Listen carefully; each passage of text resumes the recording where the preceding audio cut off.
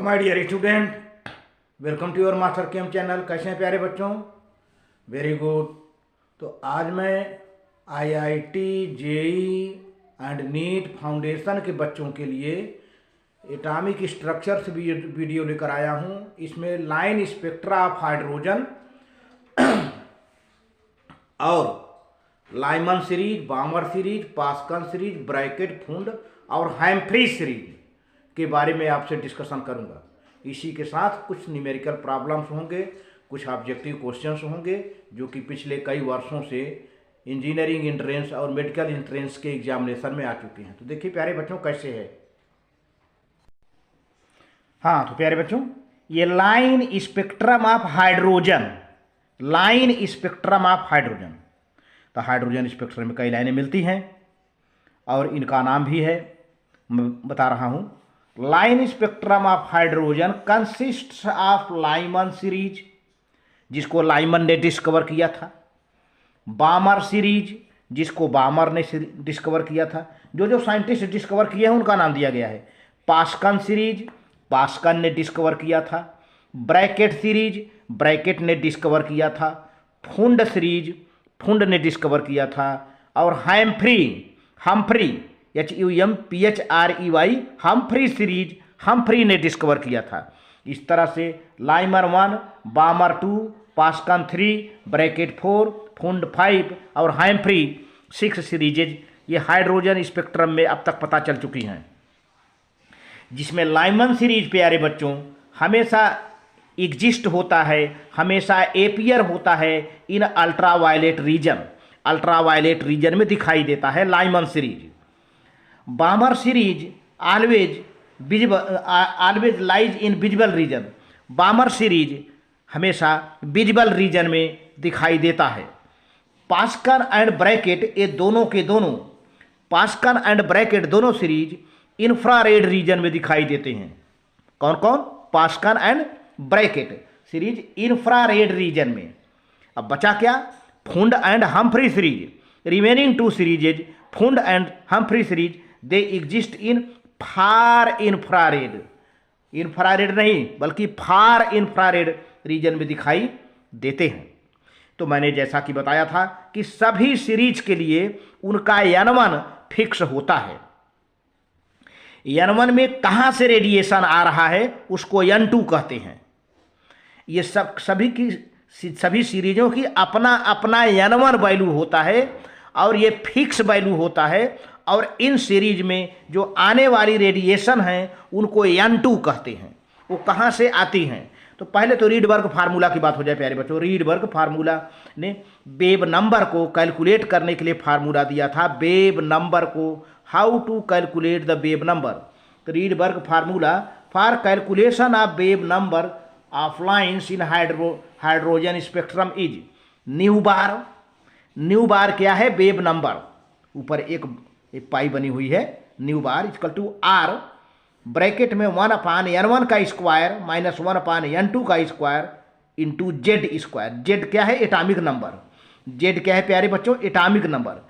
जैसे हाइड्रोजन का atomic number 1 है तो 1 रख देंगे। जिसका एटॉमिक नंबर होगा उसका लगा करके और मल्टीप्लाई कर देंगे एटॉमिक नंबर से, आपको मिल जाएगा। रीडबर्ग कांस्टेंट है 109677 पर सेंटीमीटर। फिर से रीडबर्ग कांस्टेंट की जो वैल्यू है 109677 पर सेंटीमीटर, ये रीडबर्ग कांस्टेंट का वैल्यू है। अब R रीडबर्ग कांस्टेंट है। अच्छा, अब सभी लाइनों की मैं बताते जा रहा हूं जाकि बच्चे मिस्टेक करते हैं। या देखिए N1 और N2, N2 कहाँ से, N1 कहाँ तक, कहाँ से कहाँ तक। तो कहाँ से वाला N2 हो गया, अब कहाँ तक N1 हो गया, है ना। अब देखिए प्यारे बच्चों यहाँ पर यही कैलकुलेशन की बात है। क्या N1 माने, क्या N2 माने, बच्चों के दिमाग में खटकता रहता है। एंट्रेंस के बच्चों के लिए, विशेषकर IIT, जेई, नीट, फाउंडेशन, इन बच्चों को कैलकुलेशन तो करने आता है, लेकिन N1 का क्या वैल्यू है, N2 क्या है। तो जहाँ से रेडिएशन आती है उसको हम N2 कहते हैं और जहाँ तक आती है उसको हम N1 कहते हैं। अब N1 सबका डिसाइडेड है। जैसे लाइमन सीरीज का N1 क्या है? 1 होता है। जब N1 1 होता है तो आने वाली रेडिएशन कहाँ से हो सकती है? N2 2, 3 4 2 3 4 5 6 7 एंड सो मेनी, है ना। लेकिन आने वाली रेडिएशन की पॉसिबिलिटी कहाँ से होगी? 2 से 3 से 4 से, और इससे भी और हाई लेवल की एनर्जी लेवल से हो सकती है। बामर सीरीज का N1 प्यारे बच्चों 2 है यहाँ पर। जब N1 ही इसका 2 हो गया तो N2 तो 2 होगा नहीं, N2 3 होगा। तो आने वाली रेडिएशन कहाँ से हो सकती हैं? 3 4 5 6 7 and other high energy levels. Pascal series का N1 क्या है प्यारे बच्चों? इसका N1 3 है। अब आप समझ लो कि जब इसका N1 ही 3 हो गया तो रेडिएशन आने वाली कहाँ से होगी? 4 से होगी। N2 4 5 6 and other high energy levels. Brackett series प्यारे बच्चों, ब्रैकेट सीरीज का N1 यहाँ पर 4 हो गया फिक्स। N1 फिक्स, N1 मैंने पहले बताया था ये फिक्स वैल्यू है। अब ब्रैकेट सीरीज का N1 अपना 4 होता है। अब इसमें आने वाली रेडिएशन क्या क्या हो, कहाँ से हो सकती हैं? ये N2 की वैल्यू 5 से हो सकती है, 6 से हो सकती है, 7 से हो सकती है and other high energy level से हो सकती है। फंड सीरीज N1 इसका फिक्स वैल्यू है 5।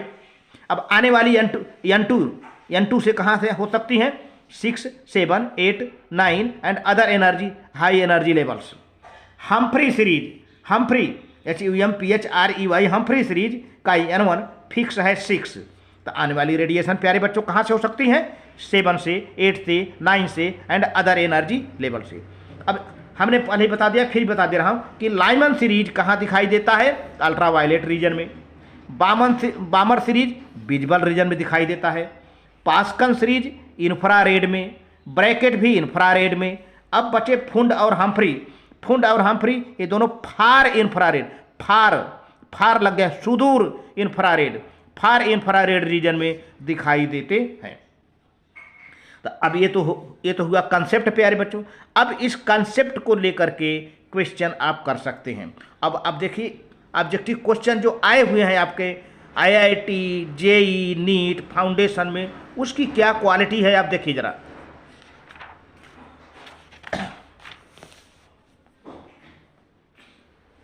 हाँ तो देखो बच्चों, uncertainty of position of an electron mass 9.1 into 10⁻⁻28 gram, moving with velocity of 3.0 into 10⁴ centimetre पर सेकेंड। यहाँ वेलोसिटी दे दी गई है, यहाँ आपको अपने से वेलोसिटी नहीं लगाना है। 3 × 10⁸ मीटर पर सेकेंड स्क्वायर, यहाँ पर जो वेलोसिटी पहले से उसने डिसाइडेड कर दिया है। Accurate up to 0.011% will be. तो आपको क्या निकालना है? The uncertainty position of electron, the uncertainty position of electron निकालना है। यानी अब आप हाइजेनबर्ग अनसर्टेनिटी वाला formula delta x into delta p equal to H/4 होता है प्यारे बच्चों। डेल्टा अब क्या करते हैं, ये डेल्टा पी है मोमेंटम, डेल्टा x है पोजीशन। अब आपको क्या करते हैं कि डेल्टा x यहीं रख लो, H/4 इंटू पी हो जाता है ना। तो आप P को बदल दीजिए, M इंटू डेल्टा बी कर दीजिए, P को बदल दीजिए M इंटू डेल्टा बी। चूंकि मास दिया है ना, तो अब मोमेंटम तो दिया नहीं है, तो मास दिया है इलेक्ट्रॉन को तो मास यूज कर लोगे, वेलोसिटी भी दे दिया है वो तो वेलोसिटी यूज कर लोगे। तो ये पूरा वैल्यू आप ऐसे बना लिया, delta x equal to H/4 M into delta b. ये M इंटू डेल्टा बी क्या है प्यारे बच्चों? P है, P डेल्टा P है। तो डेल्टा P को स्प्लिट करके M इंटू डेल्टा बी उसकी पूरी वैल्यू हमने रख दिया है। अच्छा, ऐसा क्यों किया गया है? क्योंकि आपको मोमेंटम डायरेक्ट नहीं दिया है, आपको मास दे दिया है और वेलोसिटी दे दिया है, मल्टीप्लाई करके मोमेंटम बन गया आपका। अब यहाँ पर जो है आपको प्लांक्स कांस्टेंट का वैल्यू है 6.6 H है ना, 6.6 इंटू 10⁻27 आर्ग्स हो गया सेकेंड। अभी यहाँ पर 4 है, 4 रख दिया, पाई की वैल्यू 3.143 इंटू मास है कितना 9.1 इंटू 10⁻⁻28 10⁻⁻28 है ये। तो आप इसको रख लेंगे 10⁻⁻28 यहाँ पे मैं स्पष्ट कर दे रहा हूँ, थोड़ा कम दिख रहा है, 10⁻⁻28 मास है यहाँ पर, ये रख लेंगे। और वेलासिटी आप यहाँ बना लीजिए, चूँकि 0.11% है ना, तो आप बना लीजिए।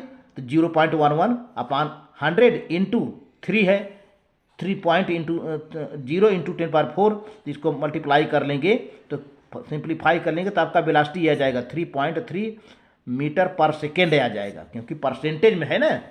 तो आप वेलासिटी क्लियर कर लीजिए, ये वेलासिटी का परसेंटेज बना लेंगे, ठीक है ना, परसेंटेज ऑफ दिस तो कर लेंगे। तो ये यहाँ पर रख दिया 3.33। अब कैलकुलेट कर लेंगे प्यारे बच्चों, तो 0.175 सेंटीमीटर आ गया, centimetre.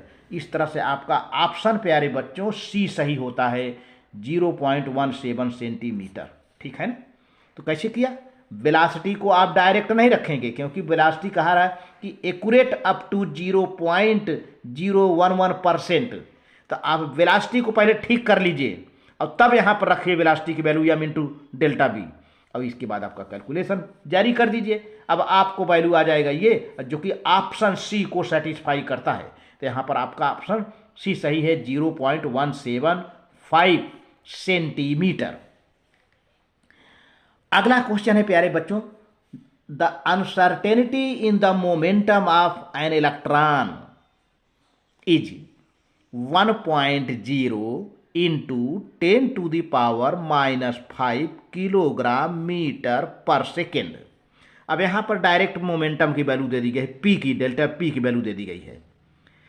The uncertainty in its position will be if h equal to 6.62 10⁻⁻34 kilogram metre square per second.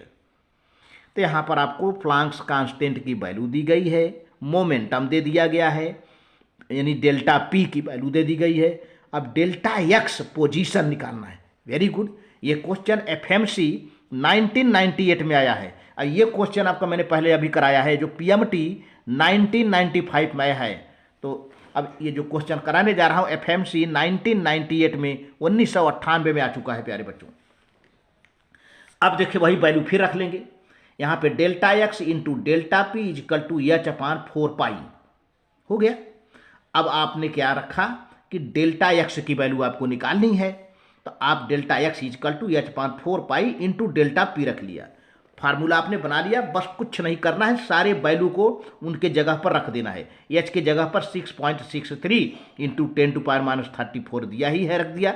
ये 4 तो रहेगा, पाई की 4 कांस्टेंट है, पाई की वैल्यू कांस्टेंट है, 3.143 हो जाएगा। और ये जो पी है, पी क्या है, 1.10, अरे सॉरी 1.0 है, यानी 1 ही मानिए, इंटू 10⁻⁵ है। तो यहाँ रख दिया, पी की वैल्यू रख दिया।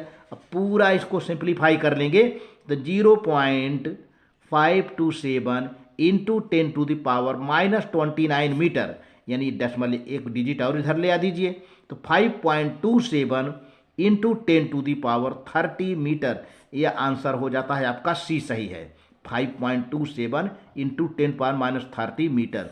इस तरह से आपका ऑप्शन प्यारे बच्चों सी सही जाता है। यहाँ पर आगे देखिए,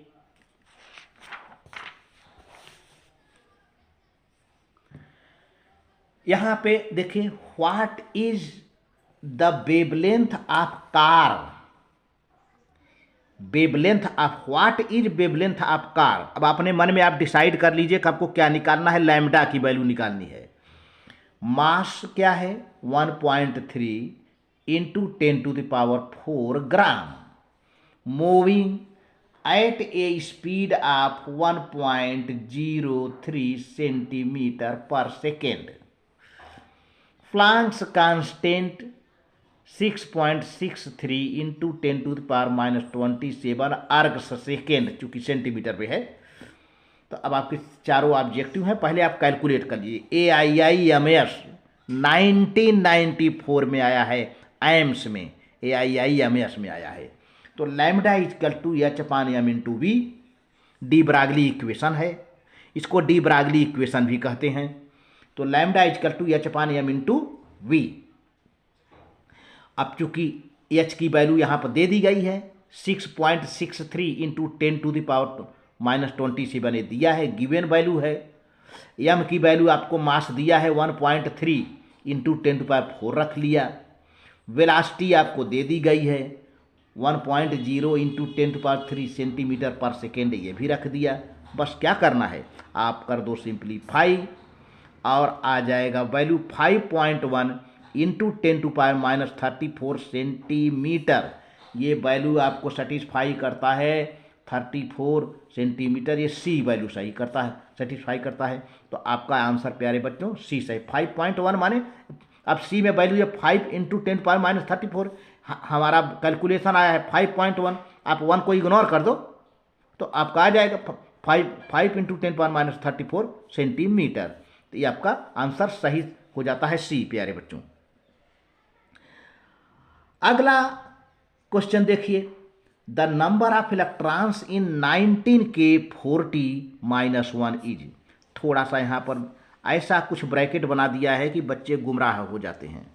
आप 19 को भी हटा दो, 40 को भी हटा दो, मन में जानते रहो कि पोटेशियम का एटॉमिक नंबर 19 होता है ना। तो यानी K- है, पोटेशियम आयन है, पोटेशियम एनायन है। हालांकि एनायन बनता नहीं, लेकिन अब यहाँ बनाया है तो आप अपने हिसाब से करिए भाई।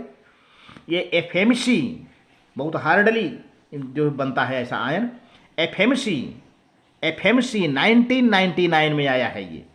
तो प्यारे बच्चों जब माइनस है तो एटॉमिक नंबर में एक इलेक्ट्रॉन ऐड हो जाता है और उतना ऐड होता है जितना चार्ज होता है। यहाँ पर एक माइनस चार्ज है, एक माइनस चार्ज है, तो इसका एक्चुअली पोटेशियम का एटॉमिक नंबर तो 19 होता ही है।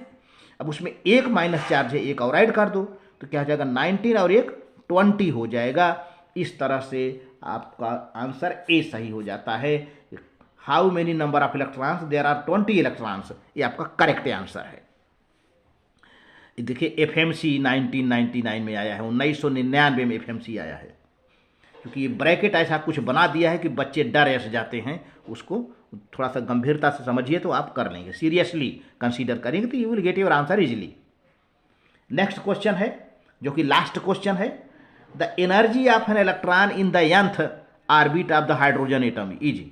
nth ऑर्बिट माने किसी भी n ऑर्बिट का, 1 2 3 4 व्हाट एवर में भी, n की वैल्यू 1 में भी 1 2 3 4 5 6 7 व्हाट एवर में, so many orbits are possible around the nucleus of atom. तो हम nth वैल्यू, nth ऑर्बिट की एनर्जी कैसे कैलकुलेट करेंगे, कि क्या फार्मूला होगा उसका। तो -13.6/n⁴ इलेक्ट्रॉन वोल्ट, बी है -13.6/n³ है इलेक्ट्रॉन वोल्ट, सी है -13.6/n²। तो प्यारे बच्चों यही आपका सही है, -13.6/n² इलेक्ट्रॉन वोल्ट n²। तो आपका आंसर सही सी है। तो इस तरह से प्यारे बच्चों वीडियो लाइक करें तो सब्सक्राइब करके शेयर कर देना, और साथ में प्यारे बच्चों कमेंट जरूर लिखना। मास्टर केएम आपकी सफलता के लिए शुभकामना करता है। Very good, thank you.